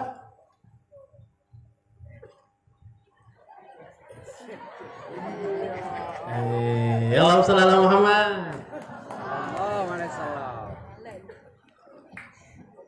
Gitu kecil-kecil berani maju. Ini yang orang-orang ini saya yakin sebetulnya banyak yang tahu loh. Padahal saya kasih pertanyaan gampang. 5 ayam loh Bu, 50.000. 50.000. Insya Allah mungkin kalau di sini 50.000 bakso dapat berapa mangkok? 5 dapat tak? 5 ya? 5, 10 ribuan berarti lumayan makan 5 mangkok. Jadi Nabi Muhammad lahir tanggal 12 Rabiul Awal hari Senin pada tahun gajah. Nabi Muhammad ini hadirin, kecilnya Nabi Muhammad itu nggak seperti bayi pada umumnya. Basyarun lakal basyar. Nabi Muhammad itu mulia dari kecil. Nabi Muhammad tuh umur 1 tahunnya kayak anak umur 3 tahun. Umurnya Nabi Muhammad itu 1 tahunnya kayak anak umur 2 tahun. Bahkan hadirin, ketika Nabi Muhammad kecil, ketika beliau umur 7 tahun, Nabi Muhammad ini pernah kena penyakit mata, namanya penyakit romat. Penyakit romat itu penyakit mata, merah matanya Nabi Muhammad. Lalu karena ayah dan ibunya Nabi Muhammad sudah wafat, akhirnya yang menjaga beliau, yang ngerawat beliau itu adalah kakeknya, namanya Abdul Muthalib. Akhirnya hadirin, kakeknya ini kebingungan karena cucunya lagi sakit. Akhirnya kakeknya ini tiba-tiba kedatangan satu tetangga ini ngomong, "Wahai Abdul Muthalib, aku dengar katanya cucu kamu matanya lagi sakit ya?" "Iya." "Yaudah gini aja, mendingan kamu bawa cucu kamu ke kampung sebelah. Kebetulan di kampung sebelah itu ada satu pendeta yang biasanya pinter ngobatin orang sakit mata. Bawa aja ke sana." Akhirnya dibawa sama Abdul Muthalib ke pendeta itu. Sampai di depan pendeta itu hadirin, pendeta itu nggak kedip ngeliatin Nabi Muhammad. Dari ujung kaki, dari ujung kepala sampai kaki semuanya diliatin. Dan pendeta itu mengatakan, "Aku yakin, aku jamin, pemuda ini, anak kecil ini adalah Nabi akhir zaman. Dan aku jamin dia adalah Rasul nantinya." Lalu katanya Abdul Muthalib, "Wahai pendeta, udah jangan banyak ngomong. Ini cucu saya matanya lagi sakit. Matanya merah, kesian Nabi Muhammad umur 7 tahun ini." Akhirnya hadirin, kata pendeta itu nggak apa? "Loh ngapain berobat ke saya? Huwa syafi wa huwa tabib." Dia bisa ngobatin penyakitnya sendiri. Lalu katanya Abdul Muthalib, kata kakeknya, "Kif taqul hadza? Bagaimana mungkin ada anak umur 7 tahun bisa ngobatin penyakitnya sendiri?" Lalu hadirin, si pendeta itu memasukkan jarinya ke mulut Nabi Muhammad, lalu meletakkan jari tersebut di matanya Nabi Muhammad, fastafa fil hal. Sembuh Nabi Muhammad karena barokah ludahnya sendiri. Umur 7 tahun itu Pak. Dari kecil beliau tuh sudah manjur, sudah mulia Nabi besar Muhammad ini. Begitupun ketika beliau sudah besar, ketika ada peperangan di perang Uhud, ada satu sahabat yang matanya maaf kena tombak. Kena anak panah, bukan tombak, kena anak panah. Sakit, berdarah. Sama dia lalu ngadu ke Nabi Muhammad, "Wahai Nabi, mataku ini sakit, mataku ini berdarah." Sama Nabi Muhammad diusap dengan mulutnya. Akhirnya hadirin, itu mata yang tadinya berdarah berubah menjadi seperti semula dan bahkan sembuh, seakan-akan tidak ada apa-apa. Itu adalah mukjizatnya Nabi. Semuanya yang ada di dalam diri Nabi Muhammad semuanya mulia. Bahkan saking mulianya Nabi Muhammad sampai sahabat itu kalau ngelihat Nabi Muhammad itu lupa anak, lupa istri. Saking indahnya wajah Nabi. dilihatin. Gak akan puas orang ngeliatin wajah Nabi Muhammad itu, tidak akan puas. Sebagaimana hadirin, Sayyidah Aisyah radhiyallahu anha, istrinya Nabi Muhammad, itu beliau pernah lagi jahit di waktu malam. Ketika lagi enak-enak jahit, tiba-tiba datang angin yang kencang sehingga memadamkan lampu api itu, lampu lilinnya dipadamkan dan menjatuhkan jarumnya Sayyidah Aisyah. Lalu Sayyidah Aisyah kebingungan karena gelap. Jarumnya jatuh, nyari jarum kebingungan. Akhirnya hadirin, ruangan yang tadinya gelap gulita karena tidak ada penerangan, tiba-tiba ruangan tersebut menjadi terang benderang penuh dengan cahaya. Bingung Sayyidah Aisyah, dicari sumbernya dari mana. Ternyata didapati sumber cahaya tersebut berasal dari wajahnya Nabi besar Muhammad. Lalu katanya Sayyidah Aisyah, ma'at wa wajhaka ya Rasulullah. Wahai Nabi Muhammad, kok indah sekali, kok terang sekali wajahmu wahai Nabi. Lalu kata Nabi Muhammad, na'am ya Aisyah, betul wahai Aisyah, wajahku ini memang indah. Wa wailun liman lam yarawni yaumal qiyamah, dan sungguh celaka bagi orang yang tidak bisa melihat wajahku nanti di hari kiamat. Lalu kata Sayyidah Aisyah, memang siapa yang gak bisa melihat wajahmu nanti di hari kiamat? Lalu katanya Rasulullah, adalah mereka yang apabila disebutkan namaku di hadapannya tapi tidak mau menjawabnya. Allahumma sholli ala Muhammad. Maka hadirin, mari dengan datangnya bulan Rabiul Awal ini, mari memperbanyak bersolawat kepada Nabi. Mari memperbanyak menghadiri majelis-majelis pengajian, majelis-majelis ta'lim, majelis-majelis ilmu. Dengannya nanti kita semua dikumpulkan di dalam surga bersama Nabi besar Muhammad sallallahu alaihi wasallam. Kita doakan mudah-mudahan perkumpulan pada malam hari ini menjadi perkumpulan yang barokah, berkumpulan yang penuh dengan rahmat, inayah, hidayah, maghfirah dari Allah Ta'ala. Kita doakan juga mudah-mudahan pondok pesantren Misbahul Waro Al-Amiriyah senantiasa makmur sampai akhir zaman, senantiasa hidup sampai hari kiamat, senantiasa ramai sampai hari kiamat. Kita doakan mudah-mudahan para guru-guru kita senantiasa dipanjangkan umurnya oleh Allah Ta'ala. Mudah-mudahan guru kita senantiasa dijaga dan lindungi oleh Allah Subhanahu wa Ta'ala. Tengku Rahmat Al-Fajri mudah-mudahan senantiasa dipanjangkan umurnya oleh Allah Subhanahu wa Ta'ala. Juga kita doakan desa kita ini, kampung kita ini aman dari segala bala, bencana, musibah, penyakit dan fitnah. Mudah-mudahan warga-warganya senantiasa sejahtera, kaya raya dan barokah, senantiasa sehat walafiat, panjang umur, sehat badan.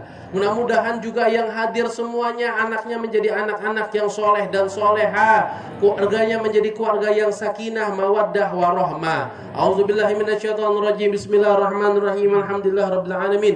Allahumma shalli wa sallim ala sayyidina Muhammadin wa ala ali sayyidina Muhammad.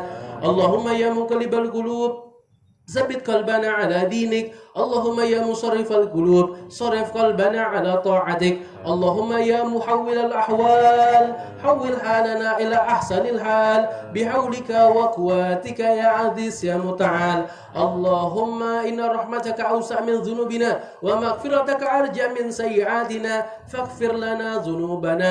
اللهم ارزقنا جميعا بحسن الخاتمة. يا الله بها يا الله بها يا الله بحسن الخاتمة. اللهم ارزقنا، اللهم أنت الشافي وأنت المعافي، اشفي مرضانا ظاهرا وباطنا شفاء لا يغادر سقما ولا عدما، في خير ولطف والعافية. اللهم طول عمرنا في الصحة والعافية وفي طاعة الله وفي طاعة رسول الله صلى الله عليه وسلم. اللهم ارزقنا رزقا حلالا طيبا مباركا من حيث يحتسب ومن حيث لا يحتسب. اللهم ارزقنا ذرية صالحا وصالحة متعدبا للوالدين وطاعة لله ولرسول الله صلى الله عليه وسلم. اللهم إنا نسألك ما سألك عبادك ونبيك محمد صلى الله عليه وسلم وعبادك الصالحون، ونعوذ بك بما استعاذك عبادك ونبيك محمد صلى الله عليه وسلم وعبادك الصالحون، وأنت المستعان وعليك البلاغ ولا حول ولا قوة إلا بالله العلي العظيم. يا ربي واجمعنا وأحبابا لنا في ذلك الفردوس يا رجوانا بالمصطفى صل عليه وآله ما حركت ريح الصبا أوصانا سبحان ربك رب العزة عما يصفون والسلام على المرسلين والحمد لله رب العالمين الأحد اليد وقرية صالحة وآلمنا وحبيبنا أحمد جمال بن حباجين والحبيب عمر بن محمد بن سليم بن حفيظ بسر الأسرار الفاتحة.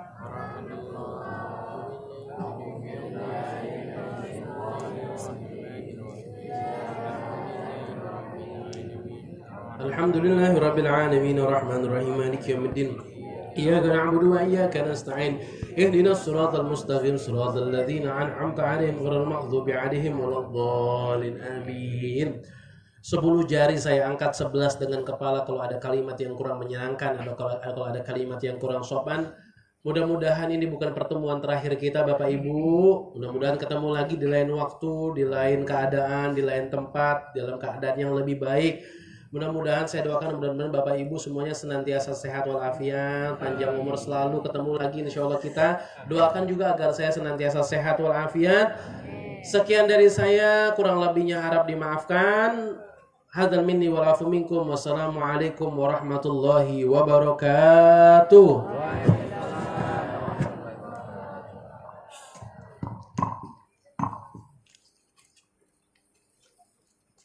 Mana bang? Hei, habis kamu dah. Habis kamu dah. Udah.